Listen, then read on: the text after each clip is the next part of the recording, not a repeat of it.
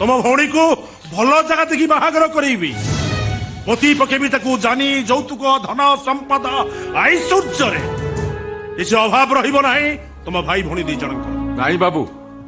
धन संपत्तिर प्रलोभन पाखे बिक्री हो जाउछा मनुष्य अंतत पक्षे आमे भाई भौणी जन नुह ए कथा जमी आप भूली न जाती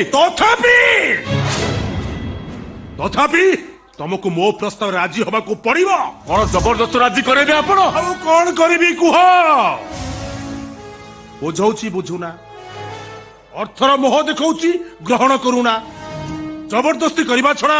ମୋ ପାଖରେ ଅଲଗା ରାସ୍ତା କଣ ଅଛି ଏମିତି ବ୍ୟବହାର ମୁଁ ଆପଣ ପାଖରୁ କେବେ ଆଶା କରିନଥିଲି ଅନ୍ଧ ଧୃତରାଷ୍ଟ୍ର ପାଖରୁ